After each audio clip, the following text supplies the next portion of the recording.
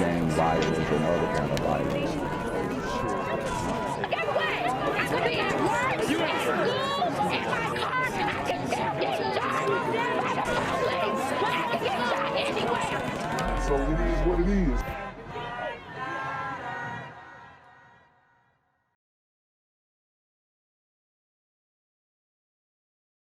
What's good, Shadow Realm? It's the Black Gen Z Mindset. Make sure you go ahead and like, comment, share, subscribe, and let's get into the video.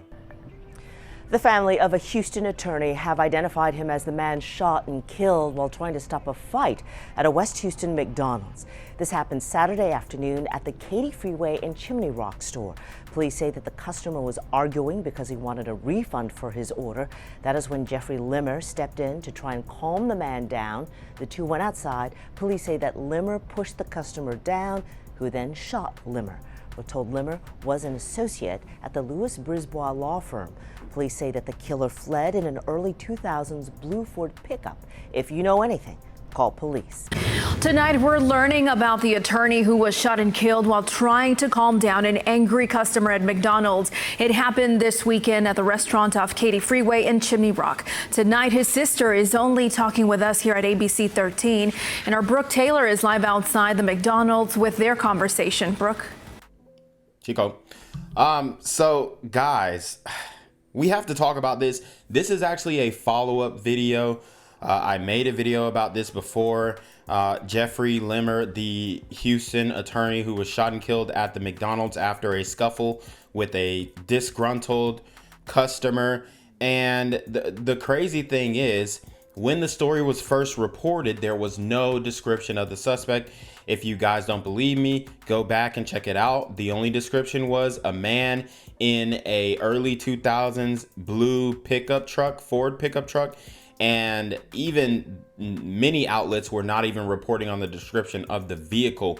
That's how little information we got. And we know that the police and any investigators or prosecutors, whatnot, had the information about this individual, because McDonald's have cameras everywhere, inside, outside. So we knew they saw the video. We knew they got a license plate. We knew they knew the identity, but it was being withheld. And finally, now, I think as I'm reporting on this, it is May 10th, and it was revealed actually May 9th. The suspect description, as of now, we do have a suspect, but this guy is in the wind. The police can't find him. They don't know where he is, apparently, and he hasn't been arrested yet. So now he is armed and dangerous, and he is a threat to the community. And if the police would have just said something and let us know who this guy was immediately when it happened, as soon as they knew, then we could have been on guard, and we could say, okay, that's the ninja in the blue pickup truck who shot that white guy at the McDonald's, who shot that attorney at the McDonald's. We could have found the guy way sooner, but because of the woke agenda, the politics, and all that kind of stuff, they're not giving descriptions anymore. And when they don't give a description, we know that it is most likely a person from the black and brown community, right? Or the Comunitino. That's pretty much what it is. Most of the time, if they don't give us a description. So it's unfortunate that we've gotten to this point, but now this guy's in the wind. He's a repeat offender. He's a guy who was recently let out on bail for a previous violent crime. So we're going to get into those details right after we hear from Jeffrey Limmer's sister. Police tell me that the shooter was inside of this McDonald's. He was angry with employees, demanding a refund because something was wrong with his order. A witness tried stepping in, the victim there, trying to calm things down. Eventually, detectives say the both of them were outside. There was a heated argument, and that's when the customer went in his car. He grabbed his gun, shot him, and drove off. A flag flown at half-staff outside of the McDonald's where local attorney Jeff Limmer lost his life. He loved fiercely. He loved his family and his friends. Always laughing, always making jokes, and just loving life. His sister tells Only 13 she was at her daughter's graduation with her parents when they got the devastating news. He had gone over there. I guess he goes over there frequently. He lives pretty close by, and you know, just went over there to maybe get some work done. And this situation happened where this guy was so displeased with his order that he just threw a fit. According to detectives, Limmer was at the McDonald's off of I-10 near Chimney Rock Road when he was trying to calm down an angry customer, upset with employees about his order. Limmer is an associate at a local law firm, and his sister says he spent his career trying to help others. So it didn't come as a surprise when detectives told them that's what he was doing in his final moments. Wow. Knowing Jeff, I mean, he's the one that's gonna just, he's always the one that's like, calm down, it's not that big of a deal. And just, I guess, try to just divert the situation. And obviously he was trying to de-escalate the situation. There were reports that in the argument turned scuffle outside, Jeff did push the man down, and that's why he was so upset, went to his car and got his firearm. So and this just is another example of how these gun laws are not really effective, because obviously this guy was a convicted felon and he still was in possession of a firearm, which is a felony in and of itself. He's always just wanted to fight for the little guy and do the right thing, and he was very staunch in his convictions, and was just conservative in his values and his morals. Police are searching for the killer, who they say drove off in an early 2000s blue Ford pickup.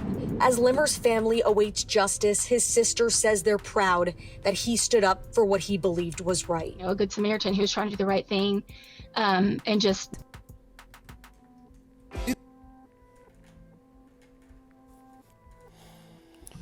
So as you guys can see, the suspect was identified, and this is Anthony Martin Landry, the man who shot Jeffrey Limmer. And this guy is a repeat offender, an OG super gremlin on demon time.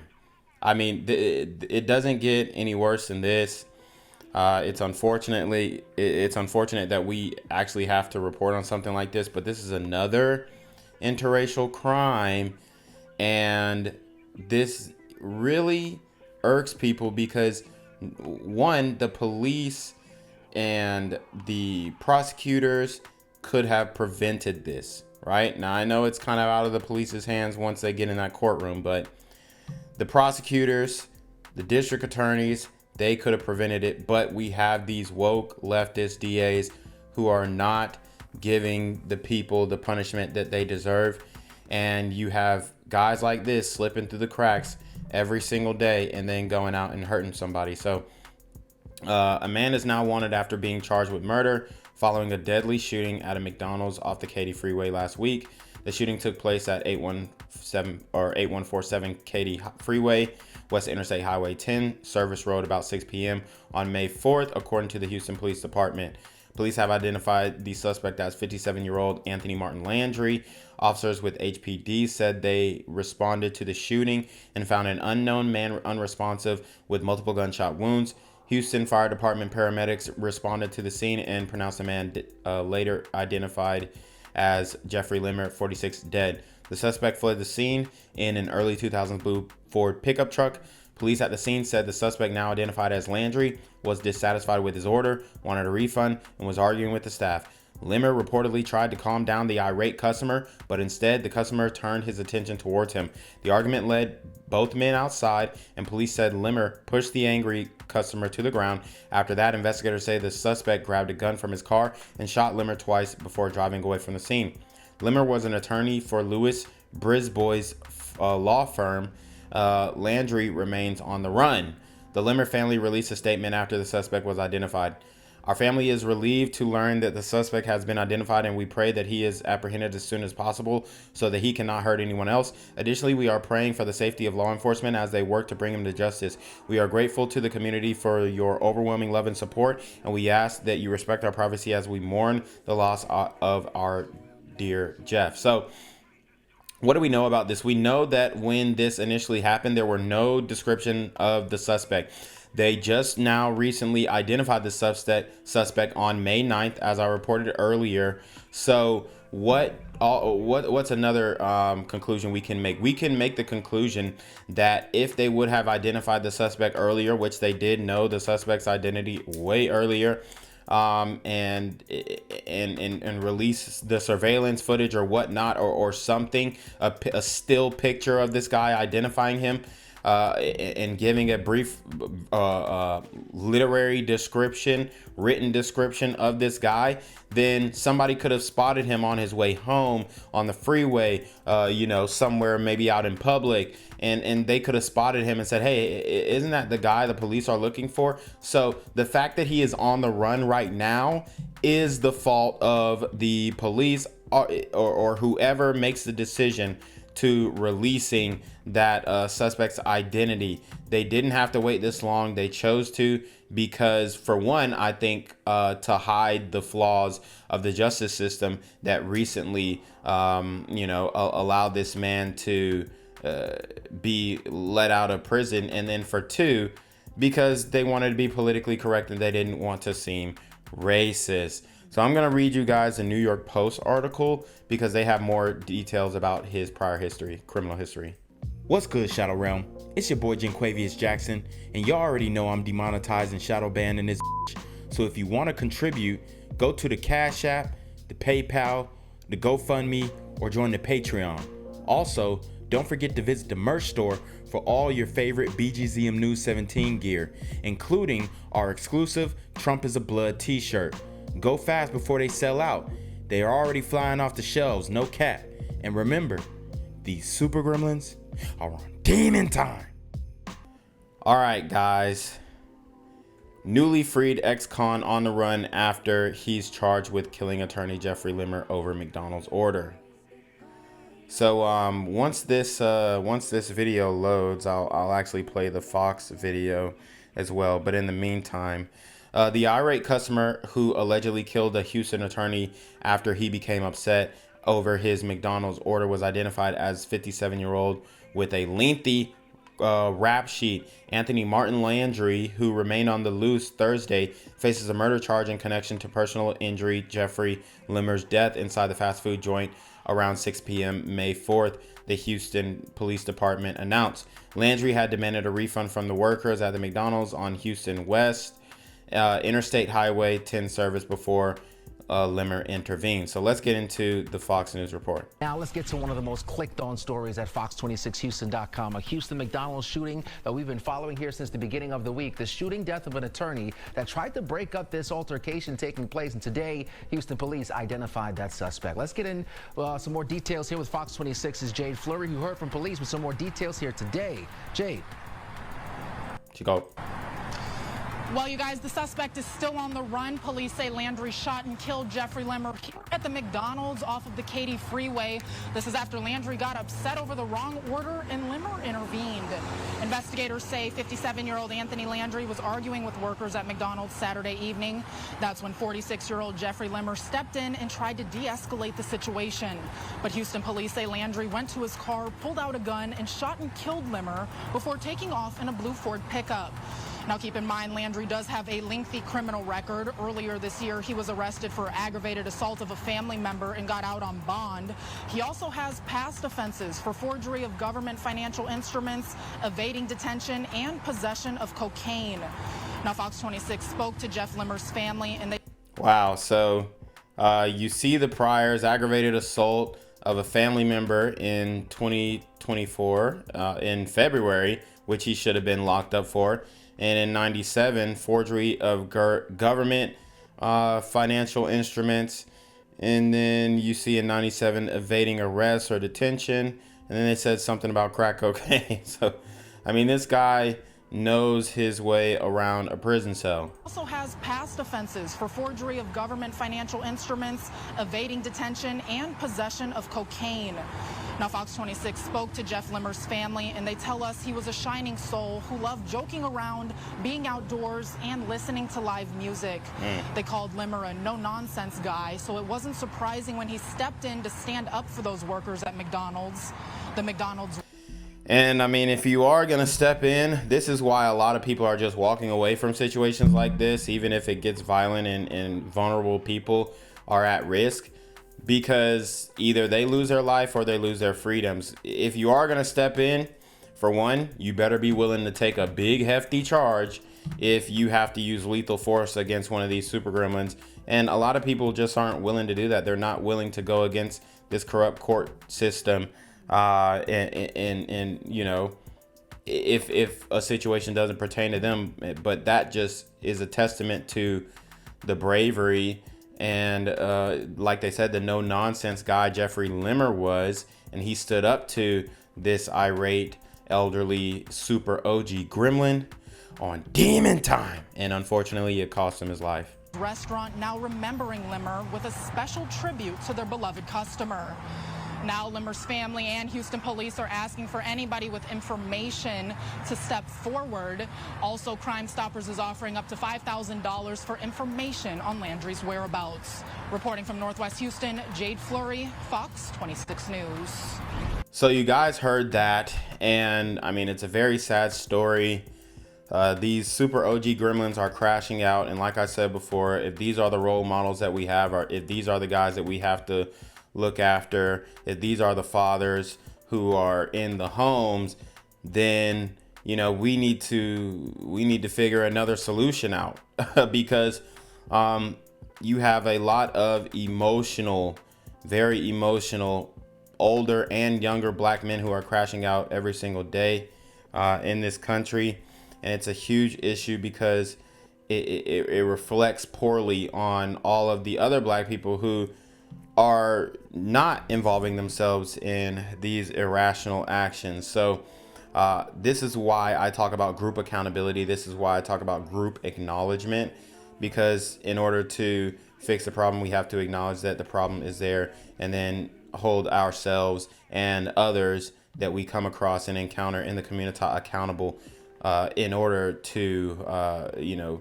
paint a better perception to onlookers, right, to the outside world. But unfortunately, it just seems like we're only interested in engaging in media that is damaging to the image of the black people overall. So and then guys who call it out are the bad guys, i.e. myself. So I'm going to play this video of the Houston Police Union warning the city that it is not safe, it cannot be protected due to the current political climate, and the police department being in a perfect storm of lack of motivation from officers, lack of support from government, and just the overall storm of criminals who are involved in this revolving door system that we have in place due to leftist progressive judges, district attorneys, and prosecutors. Yeah, I think it's consistent. We've been consistent for the last few years. Crime is going to be higher in urban areas, period. It's just the way it is. And I believe that since I come on in 1990, we've seen a pretty steady pattern that you're going to have some years that are higher than others. It's just the way it is. They go through little trends. And we've seen that, like I said, I've seen it my whole career. But what you have to look at here in Houston is we have 37 other municipalities within the city limits of Houston. Those statistics, though they're in the city limits of Houston, are not counted toward our statistics. We have 8 constables' offices. Their stats are not considered toward crime in the Houston area. Wow. So you hear him detailing how they pad the stacks or misconstrue, misrepresent the stats so that they can tell people, oh, well, crime is down in Houston. they're only counting the good parts of Houston, and then they're saying, oh, well, crime is down, but they're not counting these other territories that technically are within the city of Houston. So the reality is crime is probably higher than what the city of Houston is reporting because these other areas don't report with us. Wow. Yeah, and let me add to this, that since COVID, I have never in my lifetime, and I'm a lifelong Houstonian, seen this many suspected murderers and capital murderers who are walking the streets of Houston out on multiple bonds. Yep, and that thank your leftist progressive Democrats who funded the campaigns of district attorneys and appointed judges and whatnot. I mean, this is ridiculous. It's getting unbearable. People are feeling it. The men who have dedicated their lives to public safety are witnessing, observing this, and they feel like their hands are cuffed, no pun intended. And it's now that the police hands are cuffed and the criminals' hands are left free. These persons are not behind bars. They're waiting on trial out on bond. They're not going to work for Walmart. They're out here doing the things that they only know how to do, which is stealing, shooting, robbing, doing those things. So when you have that many people out there walking around knowing that they're not going to have a trial for up to 6 years from now, they're going to continue to commit crimes. I would not let my wife or my kids walk down the streets of Houston at midnight under any circumstances. It is not safe in major cities in 2024, and it's not safe here when we've got that many murders and capital murders walking the streets. Wow. And you have to know, we're in like a perfect storm right here. We have the George Floyd effect come down. We can't hire. We can't retain our officers. People are leaving left and right. And you add that with the fact that crime is getting worse. You've got the courts system over there that is not doing their job because, again, their contention is that we can't hold somebody. We have to give everybody a bond. Yes, the first time. Once they violate that bond, they can be held in jail until they go to court again. And we've got people on 6, 7, 8, 9 bonds at one time. And that's a problem that we have to fix in the courts and with the DA's office to try to make sure that, hey, these violent offenders can't be continued to roam the streets and victimize our citizens. You commit a robbery in Houston, Texas today, and we arrest you and charge you with it, you're probably not going to court for 5 to 6 years. Woo! 5 to 6 years. Go right up 45 north to Montgomery County. You're going to be a lot quicker than that, and you're going to go to prison for it. They're not going to plead your case out to nothing. You're going to get held responsible. Crooks in this area know the boundary lines of Harris County and Montgomery County. They don't want to commit crimes in Montgomery County because they know they're going to be held responsible. Gang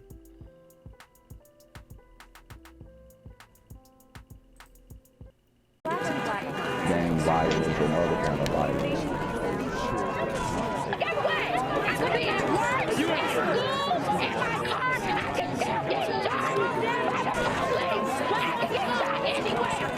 So it is what it is.